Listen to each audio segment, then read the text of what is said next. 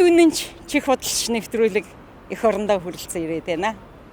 Аливаа нэг зүйлийн харагдах бүхэн үнэн байдаг. Нүдээр харсан бүхэн үнэн байдаг. Энэ болгоныг энэ нэвтрүүлгийнхаа сэдвт хөндөж, энэ болгоныг үзэгч олондоо таниулан мэдрүүлэхээр энэхүү нэвтрүүлгийг эхэлж үедээ тун баяртай байна. Учир юу гэвэл энэ нэвтрүүлгийн мөн чанар нь тухайн улс орон, тухайн миний эх оронд юу сайхан харагдаж байна, юу засмаар байна, юуг бид 21-р зуунд илэрхийлэл болгон ард түмэндээ таниулмаар байна гэдгийг л нүд үнэнч чих худалч нэвтрүүлгээр тодтогхон харуулж байгаа байлээ. Ингээд улс орон болгоны танин мэдхүйг, улс орон болгоны тэр нийгэмдээ үйлчилж байгаа үйлчлэгээ болгоныг нь эрхэм үзэгчдэд үзүүлж, тэндээс сэрэмжлүүлэх зүйл байна, зөвлөгөө өгөх зүйл байна, зөвлөгөө авах зүйл байна, танин мэдхүй. Тэнд наандаж ихэтэл нийтийн унаан дээр, наандаж ихэд зам харилцаан дээр, наандаж ихэд хүний ёс суртахуун, хууль эрх зүй, тухайн орны хууль эрх зүй хүндээ яаж үйлчилдэг, эннийхээ үр дүнд хүн яаж эрх үүргээ мэддгийг гэдэг тал дээр нь энэхүү нэвтрүүлгийн ноён нуруу тогтож байгаамаа эрхэм үзэгчтэй. Ингээд нүд үнэнч чих худалч нэвтрүүлгийнхаа эрхэм зочин болгоныг танин мэдхүйтэй уулзуулж, танин мэдхүйгээр таниулж байгаадаа чин сэтгэлээсээ баяртай байна. Энэ удаа нүд үнэнч чих худалч нэвтрүүлэг эх орондоо хүрэлцэн ирээд байна.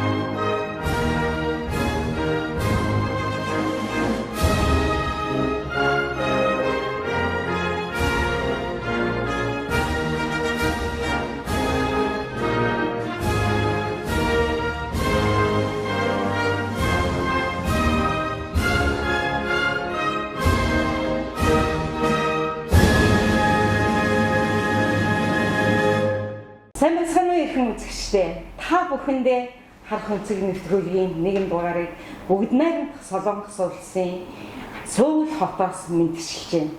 Энэ удаа бид Монгол улсаас бүгд найрамдах Солонгос улсад суугаа Монгол улсын элчин сайд Сүхэгийн сүх бололттой нэгэн ярилцлагыг эхлүүлэхэд бэлэн болоод байна.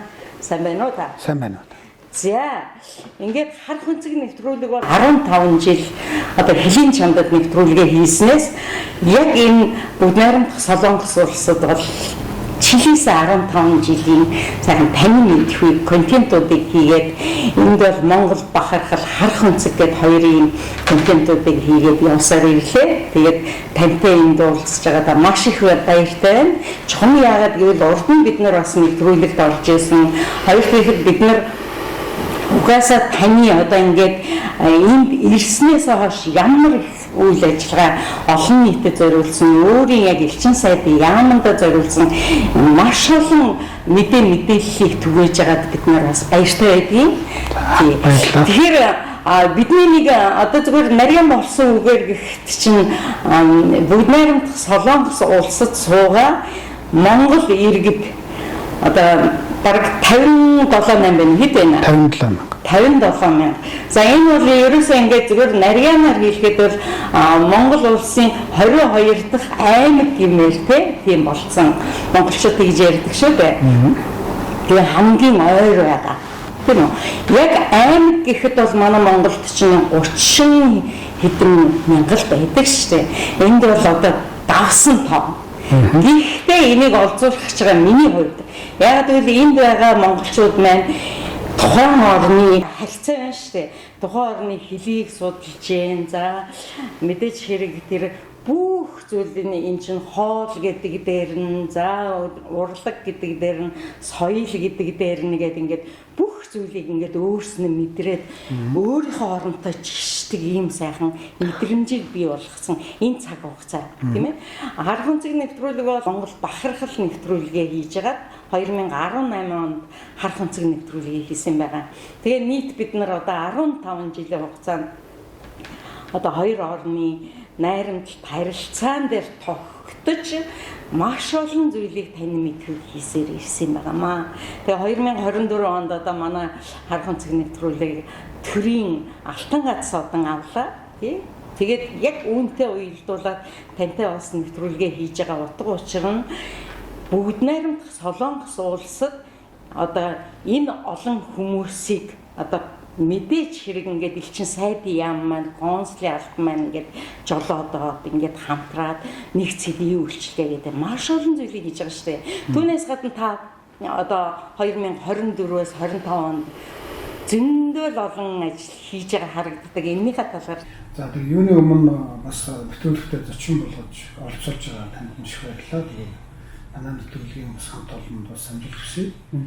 Та түрүүн хэлсэнчлэн өнөөдөр Солонгос улсад Монгол улсын 57 мянган орчим иргэн амьдарч байгаа.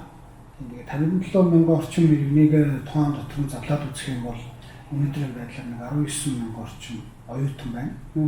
Дээрээс нь 17 мянган орчим иргэн маань одоо бизнес зөрчилтэй буюу одоо бусдын хийж занснаар одоо бурхны тий одоо бурхны хийцтэй 17 мянган иргэд маань байна.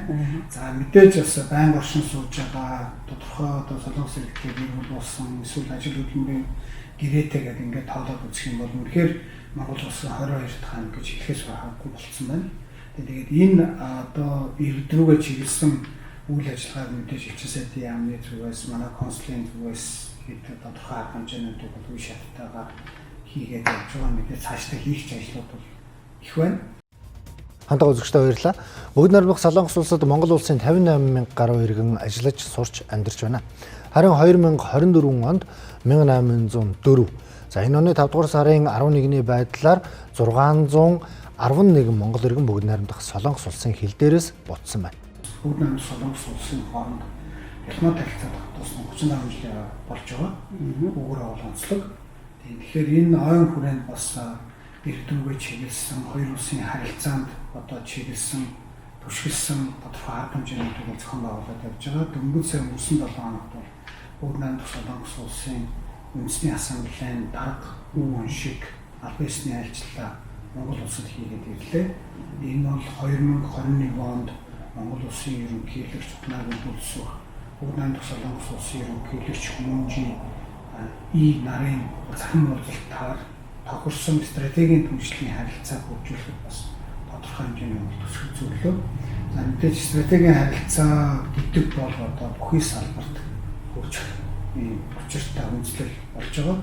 Тэгэхээр соёл, боловсрол, эрүүл мэнд, улс төр, спорт, залуучууд, иргэд солилцоо, техник, технологи энэ бүх салбарт бол энэ хоёр улсын харилцаа бол тодорхой хэмжээнд хөгжиж явж байна гэж хэлж байна. Монгол улсын ерөнхийлөгч Ухнагийн хүрэлцэхүйдээ манай улсад албан ёсны айлчлал хийж байгаа бүгд найрамдах Солонгос улсын үндэсний ассамблеийн дарга Үв Вон Шиг баргаллаа. Ерөнхийлөгч хүрэлцэх дипломат харилцаа тогтоосны 35 жилийн өн хүрээнд хийж байгаа албан ёсны айлчлал нь стратегийн түншлэлийн харилцааг гүнзгийрүүлэн бэхжүүлэхэд чухал хувь нэмэр оруулна гэдэгт итгэлтэй байгаагаа илэрхийллээ. 3 дахь хөршөө бүс нутаг дахь ойр дотн түнш бүгд найрамдах Солонгос улстай хөгжүүлж байгаа харилцаа хамтын ажиллагаа ардчлалын нийтлэг үнд зүйлсэд тулгуурлан нийгмийн эдийн засгийн бүхэл салбарт өргөжин тэлж хоёр орны ард түмний найрамдал нөхөрл улам бэхжиж байгаадаа сэтгэл хангалуун байгаагаа тэмдэглэлээ. Бүгд найрамдах Солонгос улсын үндэсний ассамблеийн дарга Үв Вон Шиг харилцаа хамтын ажиллагааны эргэцүү үндэс бэхжиж хууль тогтоох байгууллага хоорондын хамтын ажиллагаа өргөжин хөгжиж байгааг онцлон тэмдэглэлээ. Цаашид эдийн засгийн хамтын ажиллагааг улам хөгжүүлэх олон улс бүс нутгийн давцанд хамтын ажиллагааг гүнзгийрүүлэхийн төлөө байгаагаа илэрхийллээ.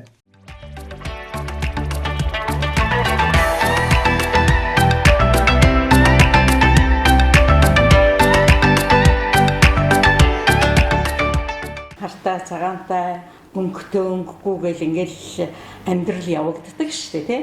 Тэгээд нэг зүйлийг одоо элчин сайдын яам маань бараг л шийдчихв гэсэн надад бас бодлого төрж байна.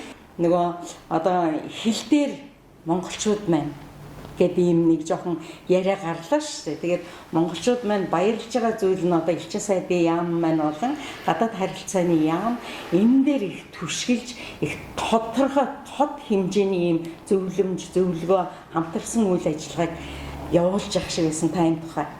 Тийм Монгол иргэдийн хувьд бол Солонгос улсын одоо хилээр нэвтрэхэд бас зарим мэдээлэл тутамгаас сайн бэлтгэргүйгээсээ болоод бас зарим хэмжээнд хохирох үйл явдлууд тохиолдож байна.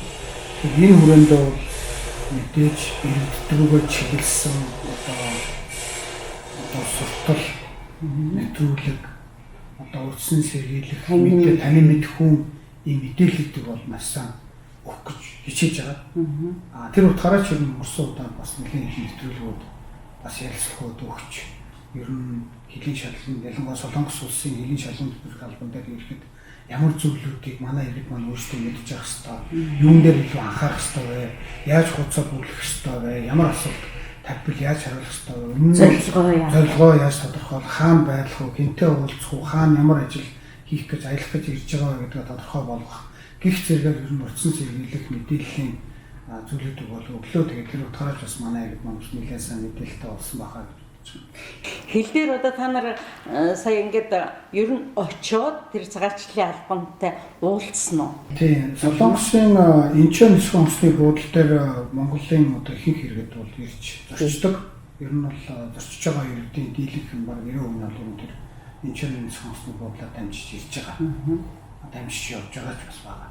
Тэгэхээр бид бол мэдээж тогтмол одоо Инчоны нисэх буудлын цагаачлалын албаны удирдлагуудтай уулзаж нөхцөл байдлыг танилцуулж арга шийдлийг олж ирэхийг явж байгаа.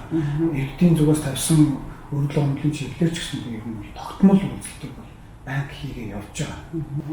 Тэнд ер нь тэгээд нааштай яг тэгэж уулзаад явж хахад одоо Монгол талаас бол бүр эрчтэй явж штэ. Яг тэр талаасаа ер нь юу гэж юм?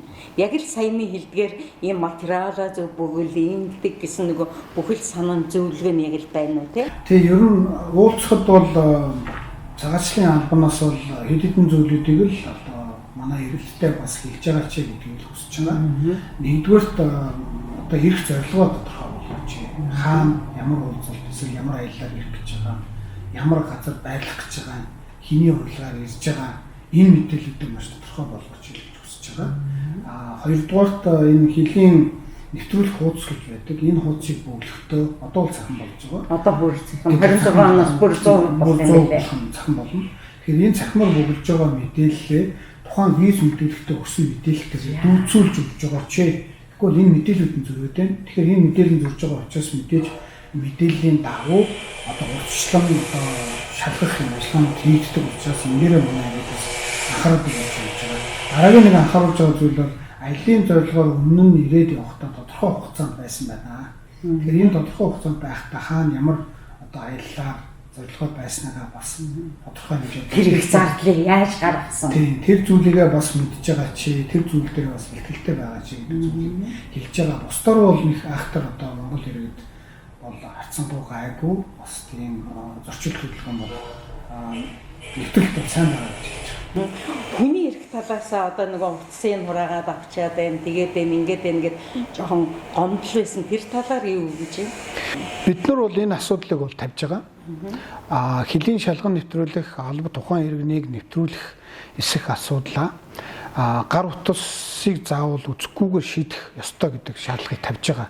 Энэ утгаараа ч бас анхаарч үзье. Бас тодорхой хэмжээнд мэдээж тухайн иргэн бас өөрийнхөө нотлох баримтыг тухайн утсан дээрээ байлгаж байгаа тохиолдолд бид нар заавал одоо тухайн иргэнээс зөвшөөрөл авч үзэж байгаа гэдэг энэ төслийг бол тавьж байгаа. Тэгэхээр манай иргэд бас нэг зүйл дээр анхаарах хэрэгтэй нь юу гэхээр хэрвээ өөрийнхөө одоо зорчих нотлох баримтыг цаасаар байвал заавал тэр утсыг үзээд авах шаардлага байхгүй гэдгийг бол цагаачлалын албанаас тавьж байгаа. Гэхдээ бид нар нэг зүйлийг бол маш сайн тавьж байгаа. Энэ юу гэхээр энэ бол хувь хүний орон зай. Тэм учраас хувь хүний орон зайд ингэж бас нэвтэрч болохгүй. Та нар бусад байдлаар нотлох ёстой. Тэм учраас та одоо тухайн иргэний гар утсыг үзэх бол боломжгүй. болохгүй гэдэг зүйлийг бол хэлж байгаа. Тэгээд үүн дээрээ бас анхаарай гэдэг зүйлийг бол хэлж байгаа.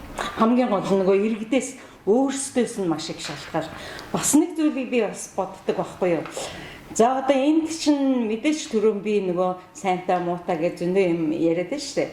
Иргэд хил дээр ирчихээр элчин сайдын яаманда консулын албанда би яг тэр дүүрэг яг тэдний хугацааны ингээд холбоосоо хилчих юм бол энд чинь ерөөсөө аав чинь вэ ээж чинь вэ? Элчин сайдын яам консулын алба чинь ерөөсөө та нарын аав чи ээж чинь.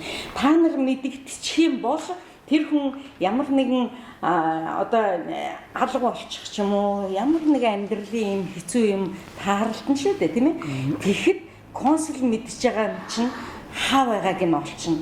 Тэр яг энэ тал дээр та юу гэж хэлмээр вэ? Тэрнийг нэгдтэй зөвлөх хувьд бол одоо жилдээ 140 мянган Монгол иргэн Солонгос улс ирж байгаа гэсэн тоо байна. Иргэд ер нь эрэхтэй тодорхой хэмжээнд хаан байгаагаа ямар зорилгоор ирж байгаагаа мэдүүлж яавал бүртгүүлж яавал бид бас эргээд одоо тухайн иргэний эрх ашиг зөрчилдөг тохиолдолд дөрвөн шуурга хурж очих юм боломж нь байна. Хамтдаа мэдээж манай иргэд тэр болно мэдээлэл өгдөггүй.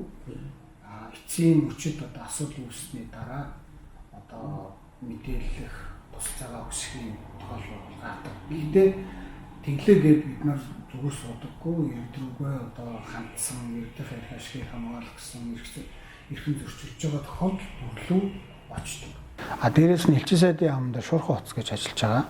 Элчин сайдын яамны имэйл хаяг гэж байгаа. Вебсайтн дээр тодорхой байдаг.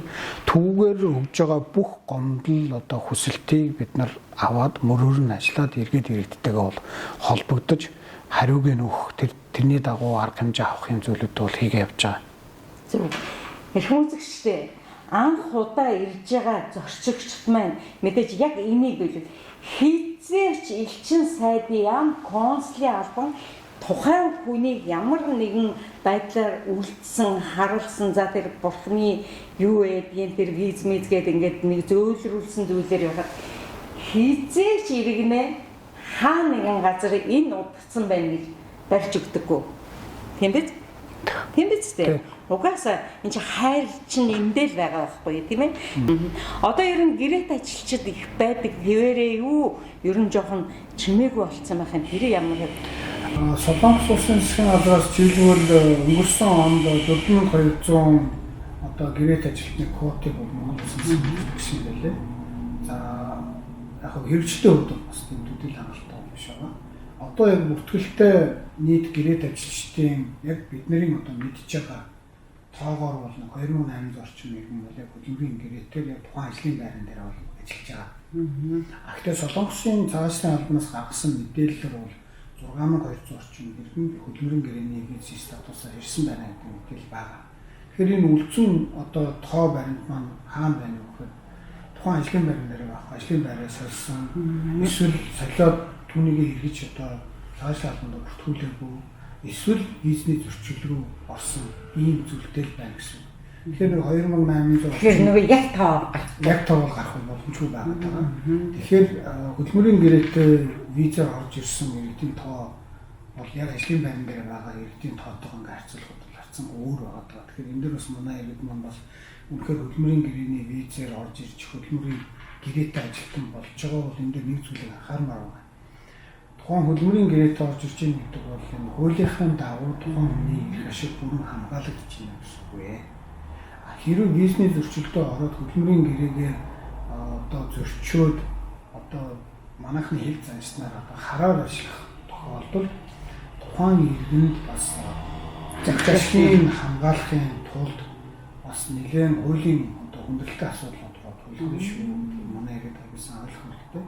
Тэгэхээр аль болох одоо хөдөлмөрийн гэрээгээр ирж байгаа бол тухайн хөдөлмөрийн гэрээнийхээ визийг өөрчлөхгүй байх, тэр статусынхаа хүрээнд ажиллаж амьдрах энэ одоо хуулийн хүрээнд ажиллаж амьдрах юм бас арга замыг илэрхийлж байгаа ч гэж байна. Манай монголчууд ерөөсөө энэ иргэнчлээ солих асуудал дээр та ямар бодолтой байна? Ер нь ихтэй дээ нү бүр болоод дээ нү Багдад дээ нү энэ гурвын. За Одоо надад бол одоо иргэншлээ Монгол улсын харьяатаас гарч байгаа гэдэг тоон мэдээлэл бол алга байна. Сайн байна. Мэдээж тухайн хүний сонголт. Тийм. Ер нь бол Монгол иргэний бас нэг бодол байдаг шүү дээ. Монгол их орондоо Тийм шүү дээ. буцаж очих, Монгол их орондоо хайртай байх, Монгол их оронч үзэл бол манай Монгол иргэдэд бүгдд нь бол байдаг шүү дээ. Тэгээд тэр утгаараа ч гэсэн ер нь бол харьцангуй баг гэж би боддیں۔ Мэдээж юу одоо Монгол улсын харьяатаас гарах. Мэдээж тухайн хүний бас амьдралын сонголттой, өөрийн хүүхдийн сонголт, тухайн дараагийн амьдрах орчны сонголт гэдгээс хамаарч тухайн хүн бол сонголтоо хийж байгаа. Гэхдээ энэ сонголт бол миний хувьд бол ингээ харахад бол бага бах л гэж. Зөв би бас тэрэн дээр бүр боддгийн. Яг гэвэл манайх нөгөө хоёр иргэншилтэй биш. Гэхдээ хоёр иргэншилтэй биш нь надад бүр хамгийн сайхан санагддаг. Яг л эх орондоо хүнээ байлгах гэдэг шүү дээ, тийм ээ. Энд чинь явуулаад аймааргүй байна шүү дээ. Яг уу сурч боловсроод тухайн оронд ажиллаад сурчгаад энийгээ мэрэгшүүлээд эргээд эн чинь эх орондоо гэдэг утгаараа. За төрж байгаа хүүхдэд. За Солонгост улсад 57 мянган иргэн амьдарч байгаа гэдгийг доктор 0-19 насны 8 орчим. За үүн дотроос бол төрж байгаа хүүхдүүд байна. Одоо л яг надад энэ оны одоо 4-р сар хүртэлх ичнэ хүүхд төрсөн тоо алга байна. Гэхдээ ер нь бол нэг 7 хоногтой нэгээс 2 цагдаа нэг 10 орчим хүүхдийн төрснийг хэвчлээ авч байгаа гэдэг таваар нь байна. Тэгэхээр ер нь бол энэ тооноос ингээ харах юм бол 8000 орчим хүүхдийн 0-18 насны 8000 орчим хүүхд байна гэдгийг нэг 2-3 хүн гэдэг энэ төрсөн байна. Бас нэг олзууштай юм юу гэхээр энд төрөөд 10 жилийн сургуулаа төгсөөд ерөөсөө энд төрмөл болчихлоо шүү дээ. Тэгэхээр бүгд найрамдах Солонгос улсаас бас нэг зүйлийг яхад энд байгаа тэр хүүхдүүдийг бас нийгэмшүүлэх, нийгэм талаас нь гэдэг ингээд маш олон гоё арга хэмжээнүүд бий болох гэж байгаа юм биш шүү дээ. 8 орчим хүүхэд байгаа гэж би түрүүлсэн. Тэгээд Монгол улсын одоо яг боловсролын яамнаас апэстэй ирэх авсан дэлхийд дээр цорын ганц сургууль Монгол сургууль би Солонгос улсад байгаа гэж байна. Тэр сургууль бол одоо өдгөө 25 жил орчим ажиллагаа явуулж байна. Энэ жил 25 жил болж байгаа. Тэгээд тэр сургуульд Монголын 330 хүүхэд сурч байгаа. 330 орчим хүүхэд 18 монгол багш нартай ажиллагаа явуулж байгаа. Солонгосын сайн санаанд одоо иргэний үүсэл санаачлалаа авсан сургууль шүү дээ. Тэгэхээр 330 хүүхэд сурч байгаа боловч үлдсэн 8000 орчим хүүхэд бол одоо өнөөдөр Солонгос улсын ерөнхий боловсролын сургуулиудад сурч байгаа гэсэн. Тэгэхээр бид нар юунд анхаарах хэрэгтэй вэ гэхээр энэ 8000 орчим хүүхдтэйгээ Монгол сэтгэхүйгээ наадамж өгдөг. Монгол хүн болгож авч өгдөг. Тэр утгаараа энэ Монгол сургуулийн салбар сургуулийг байгуулах хэрэгтэй гэж би одоо үзээд хөөцөлтөй явж байгаа. Солонгосын засгийн газартаа Солонгосын үндэсний ассамблеэр одоо Кёнгэн монголчуудын хамгийн олноор оршин сууж байгаа Кёнгэн за сургуулийн захиргаатай энэ асуудлыг бол яриа явж байгаа. Ерөнхийдөө бол асуудлууд нааштай явж байгаа.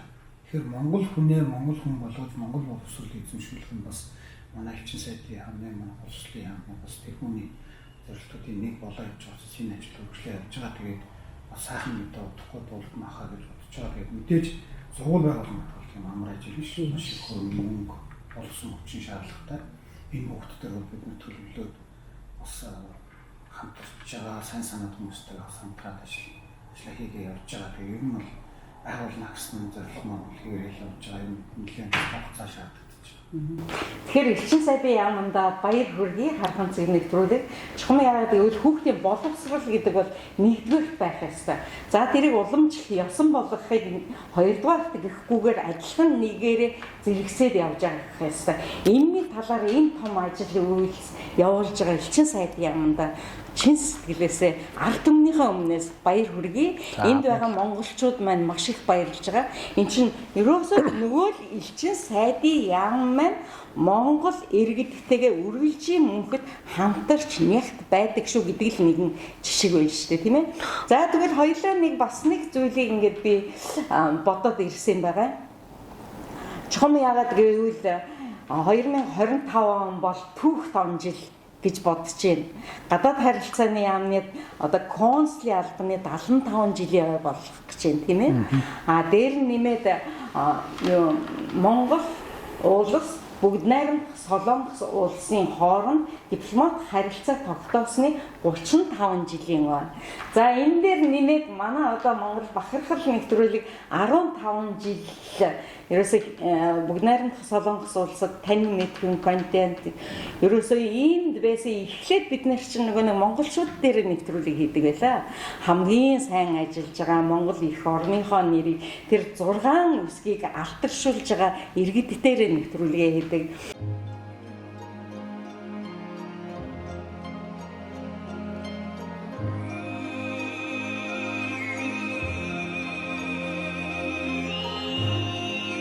Надад хэрэгтэй юм бүхэн Монголд минь байдаг. Ялах биений аминд өвөг дээдсийн сүнс байдаг. Тэнгэр дэргих шонхрын танил төрсөн гэрийн бууц байдаг. Тэрэг л сартай шин нулимс санах ууц байдаг.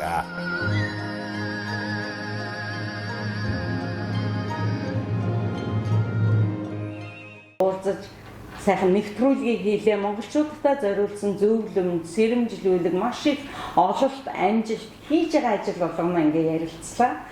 Бид яг одоо сайдасаа мэдчилгээний үг сонсомоор байна. Учир нь юу гэхээр дипломат харилцаа тогтоосны түүхэн за Монгол бахархал нэвтрүүлэг харах өнцөг нэвтрүүлэг бол 25 жил, 30 жил, одоо 35 дахь жил гэдэг ингээд 3 ийм ойн баяр дээр нь сайхан нэвтрүүлгүүдийг хийж Монгол улсад суугаа бүгд найрамдах Солонгос улсын элчин сайдуудаас бас ярилцлага мэдчилгээ авч ясан. Энэ удаа бүр албан ёсоор одоо бүгд найрамдах Солонгос улсын Сөүл хотод ирж элчин сайдын яамнаас одоо мэдчилгээний тийм сайхан сэтгэлийн үгийг сонсож бас баримт кинонд одоо оруулахад бэлэн болоод байгаамаа. Баярлалаа. Юуны өмнө бүгд найрамдах Солонгос улсаас Монгол улсад суугаа эрхэм одоо анд эчин сайд чойжгон болон танай хамт олонд хоёр улсын хооронд дипломат харилцаа тогтоосны 35 жилийн ойн баярын мэндчилгээг дэвшүүлье. Тэгээ энэ 35 жилийн хугацаанд хоёр улсын хооронд харилцаа бүхий салбарт өргөжин хөгжиж байна. Цаашдаа ч улам өргөжин хөгжинө гэдэгт итгэлтэй байгаа. Энэ харилцааг хөгжүүлэхэд та бүгд бидний харилцан ойлголцол, итгэлцэл, хамтын ажиллагаа нэн чухал гэдгийг ойлгож байна. Тэгээд цаашдын одоо хамтын ажиллагаанд улам их амжилтыг хүсье. Хамтран ажиллахдаа үргэлж таатай байх болно. Та бүгдэд дахин баярын мэнд хүргье. Баярлалаа.